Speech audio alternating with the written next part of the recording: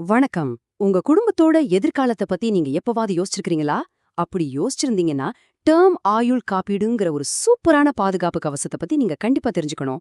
வாங்க, இது சம்பந்தமான உங்க எல்லா சந்தேகங்களுக்கும் நாம இப்போ விடை காணலாம். நாம ஆரம்பிக்கிறதுக்கு முன்னாடி ஒரே ஒரு முக்கியமான கேள்விய உங்களே நீங்க கேட்டுக்கோங்க. எதிர்பாராத விதமா நமக்கு ஏதாவது ஒண்ணு ஆச்சுன்னா நம்ம குடும்பத்தோட நிதி நிலைமை பாதுகாப்பா இருக்குமா? இந்த கேள்விக்கு ஒரு அருமையான பதில் தான் டெர்ம் இன்சூரன்ஸ். சரி, முதல் பகுதியில டேர்ம் இன்சூரன்ஸ்னா என்ன, அதோட அடிப்படைகள்லாம் என்னன்னு ரொம்ப சிம்பிளா புரிஞ்சுக்கலாம். இதுதான் இந்த முழு விஷயத்தோட ஃபவுண்டேஷன்னே சொல்லலாம். ரொம்ப எளிமையா சொல்லணும்னா, டெர்ம் இன்சூரன்ஸ்ங்கிறது ஒரு குறிப்பிட்ட காலத்துக்கு நம்ம குடும்பத்துக்கு நாம கொடுக்கிற ஒரு நிதி பாதுகாப்பு வலை. நீங்க பாலிசி எடுத்திருக்கிற காலத்துல உங்களுக்கு ஏதாவது அசம்பாவிதம் நடந்தா உங்க குடும்பத்துக்கு ஒரு பெரிய தொகை போய் சேரும். இது ஒரு பியூர் ப்ரொடெக்ஷன் திட்டம். இதுல வேற எந்த முதலீட்டு குழப்பமும் கிடையாது. நிறைய பேருக்கு டேர்ம் இன்சூரன்ஸ்க்கும் மத்த லைஃப் இன்சூரன்ஸ்க்கும் உள்ள வித்தியாசம் தெரியறதே இல்ல. பாருங்க, டேர்ம் இன்சூரன்ஸ்ல பிரீமியம் ரொம்பவே கம்மி. ஏன்னா இது ஒரு பியோர் பாதுகாப்பு கவசம் மட்டும்தான். ஆனா ஹோல் லைஃப் இன்சூரன்ஸ் மாதிரியான திட்டங்கள்ல பிரீமியம் ஜாஸ்தியா இருக்கும். ஏன்னா அதுல சேமிப்பு, முதலீடுன்னு மத்த விஷயங்களும் சேர்ந்தே வரும். சரி, இந்த திட்டம் ரொம்ப பயனுள்ளதா தெரியுது. ஆனா இது உண்மையே யாருக்கெல்லாம் ஒரு தவிர்க்க முடியாத தேவை? வாங்க, அடுத்த பகுதியில இதுக்கான விடைய பாப்போம். இப்போ நீங்க உங்க குடும்பத்தோட ஒரே வருமான ஆதாரமா இருந்தீங்கன்னா, இல்லனா உங்களுக்கு சின்ன பசங்க இருந்தாங்கன்னா, இல்ல வீட்டு கடன், தொழில் கடன் மாதிரி பெரிய கடன்கள் இருந்துச்சுன்னா, டேர்ம் இன்சூரன்ஸ் உங்களுக்கு ஒரு கட்டாய தேவை. இது உங்களுக்கு பிறகும் உங்க குடும்பத்தோட கனவுகள் தொடர்றத உறுதி செய்யும். ₹1 கோடி கவரேஜா? நிறைய பேர் நினைக்கிற மாதிரி இது ரொம்ப காஸ்ட்லி எல்லாம் கிடையாது. ரொம்ப குறைவான மாலாந்திர பிரீமியத்திலேயே இவ்வளவு பெரிய நிதி பாதுகாப்ப உங்க குடும்பத்துக்கு உங்களால கொடுக்க முடியும். இது எப்படி சாத்தியம்னு யோசிக்கிறீங்களா? தொடர்ந்து பாருங்க, புரியும். அடுத்து, ஒரு டேர்ம் இன்சூரன்ஸ் பாலிசியை எப்படி வாங்குறது, அது எப்படி ஸ்டெப் பை ஸ்டெப்பா செயல்படுதுங்கிற முழு செயல்முறையும் ரொம்ப சுலபமா புரிஞ்சுக்கலாம். இந்த செயல்முறை பாத்தீங்கன்னா ரொம்பவே சிம்பிள். முதல்ல உங்களுக்கு எவ்ளோ கவரேஜ் வேணும், எத்தனை வருஷத்துக்கு வேணும்னு முடிவு பண்ணுங்க. அப்புறம் கரெக்டா பிரீமியம் கட்டிடுங்க. அந்த பாலிசி காலத்துல எதிர்பாராத விதமா பாலிசிதாரருக்கு ஏதாவது ஆச்சுன்னா, அவர் நாமினேட் பண்ணின நபருக்கு அந்த முழு தொகையும் போய் சேர்ந்துரும். அவ்வளவுதான். இந்த அட்டவணை ஒரு சூப்பரான உதாரணம்.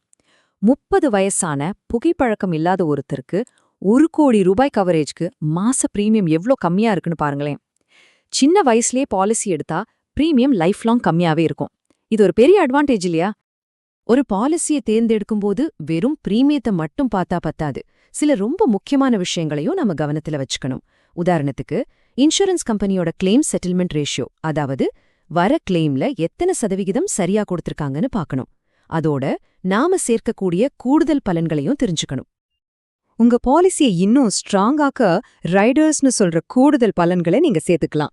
இதே எப்படின்னா, உங்க அடிப்படை பாலிசியோட இணைக்கக்கூடிய சின்ன சின்ன மினி இன்சூரன்ஸ் மாதிரி. உதாரணத்துக்கு, கேன்சர் மாதிரி தீவிர நோய்கள் வந்தா ஒரு குறிப்பிட்ட தொகை கிடைக்கிறதும், இல்ல விபத்துனால மரணம் ஏற்பட்டா கூடுதல் தொகை கிடைக்கிறதும் இதுல அடங்கும். சரி, இப்போ ரொம்ப ரொம்ப முக்கியமான ஒரு விஷயம். நீங்க அப்ளை பண்ணும்போது உங்க உடல் நலம், உங்க பழக்க வழக்கங்கள் பத்தின எல்லா தகவல்களையும் 100% உண்மையா கொடுக்கணும். இது உங்க குடும்பத்தோட உரிமை. ஒரு சின்ன தவறான தகவல் கூட பிற்காலத்துல கிளைம் நிராகரிக்கப்படுறதுக்கு காரணமா ஆகிடலாம். இது ஒரு சூப்பரான பிளஸ் பாயிண்ட். உங்க நாமினிக்கு கிடைக்கிற அந்த மொத்த தொகைக்கும் வருமான வரி சட்டத்தோட பிரிவு 10(10)D படி முழு வரி விலக்கு உண்டு. அதாவது கோடிக்கணக்குல பணம் கிடைச்சாலும் சரி, அதிலிருந்து ₹1 கூட வரியா பிடிக்க மாட்டாங்க. முழு பணமும் உங்க குடும்பத்துக்கு தான். இவ்ளோ விஷயங்களையும் தெரிஞ்சுக்கிட்டதுக்கு அப்புறம் உங்களுடைய அடுத்த கட்ட நடவடிக்கை என்னவா இருக்கணும், அதை இந்த பகுதியில சுருக்கமா பார்த்திடலாம். இந்த முழு விவரத்திலிருந்தும் நீங்க ஞாபகம் வச்சுக்க வேண்டிய 3 முக்கிய விஷயங்கள். 1, டேர்ம் இன்சூரன்ஸ்ங்கிறது குறைந்த செலவுல கிடைக்கிற ஒரு பியூர் பாதுகாப்பு.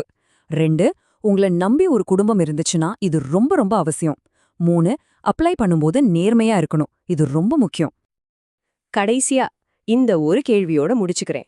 உங்க குடும்பத்தோட எதிர்கால பாதுகாப்புக்காக நீங்க செய்யற இந்த சின்ன மாதாந்திர முதலீடு அவங்களோட மன அமைதியோட ஒப்பிட முடியுமா? இது ஒரு செலவு கிடையாது. இது விலை மதிப்பில்லாத அன்புக்கும் அக்கறைக்கும் நீங்க செய்யற ஒரு முதலீடு. யோசிச்சு பாருங்க.